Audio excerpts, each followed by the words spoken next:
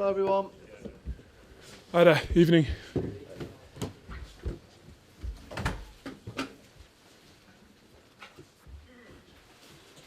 Ian, would you like to lead us off? Can do. Really gave it sort of better go in the second half, but the first half hour killed you off, I guess. In the way you conceded. The two set plays. You know, you can't expect at this level to just dominate every game. You know, I guess we've got to be realistic. Sometimes the teams we're facing, they've got players that can, you know, build up a little bit of momentum. That's normal.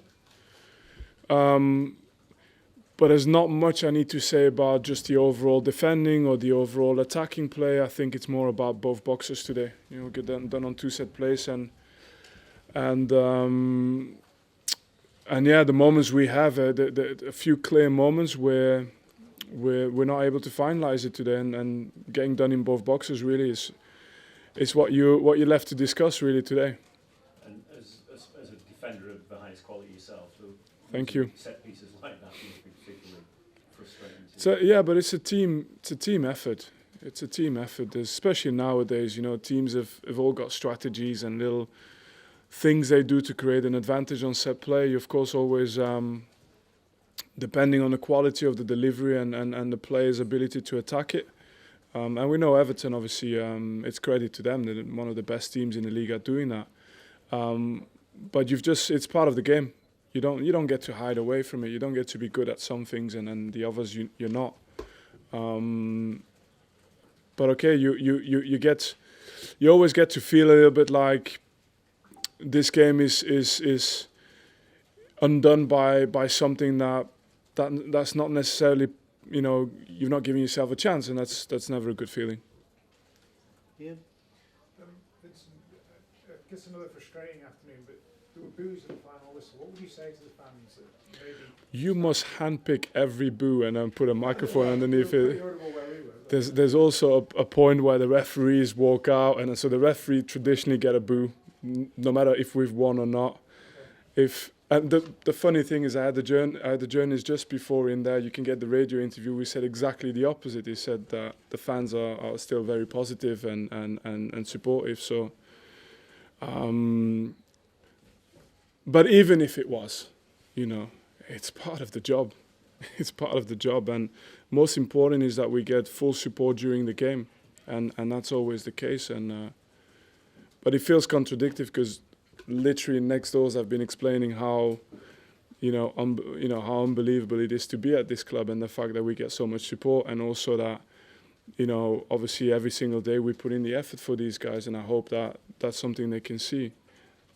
But also it's bound to happen at some point. At the question come when you lose a game, so I respect that as well. Lyle Foster back not only on the bench but then starting the second half. Can you talk us through that? I think it was a bit of a surprise to us when we saw the team sheet. When did you know he was available? No, it was a surprise to us as well, because we really hadn't expected that he was able to return. But it was the opinion of the experts that keeping him in his natural environment was important. So football is part of his life. It's something he needs to do to be happy as well.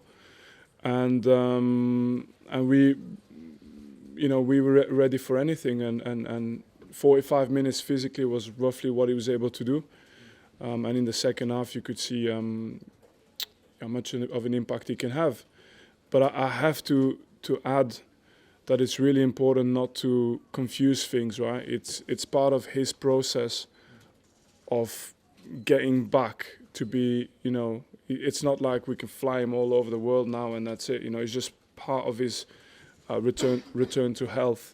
Is to recreate that environment. Yeah, I was going to say, what is the plan? Is it just step by step now? We follow what the medical experts say, you know, and it's step by step. It's a small environment. It's being with the team, being with the people he considers his friends. You know, keeping a very, very small world for him, and that seems to put him in a good place. So this is just part of his recovery as well. Thanks, Ian. Matt? Gunnarsson not involved today. Was that an issue with him? Yeah. He picked up something against Brighton, which is when he came off as well. Was anything serious or not? I hope not. But you know. There's quite a lot of uncertainty about how Everton was set up today. How much harder did that make your preparations for the game? No, it's fine. We're used to prepare for different scenarios. I mean, you know, like we just faced Brighton and however many setups they've got during a game, and it's like this for a lot of teams. So I think it's part of what you have to be able to prepare for in this league. Do a couple more, and our first. Benny, just come back to Lau. The fact that he's playing today, does that mean that he still don't want him to go away with the South Africa Cup of Nations because he's not at that level yet, or what's your opinion? Yeah, it's not even my decision. It's not up to me. He just can't. It's the medical advice we're getting at the moment. The conflict, of course, is that he loves to play for his country. He's even from my side, I think the African Cup of Nations is a big trophy. It's a big competition. It's important for me as an African coach as well to support the competition, but it's not up to me. I just relay what I've you know, we've done everything for the human being to this point. There's no reason to change all of a sudden now. Okay, if we're done, thank you, gentlemen. Thank you, gents. And ladies. Thanks very much. See you.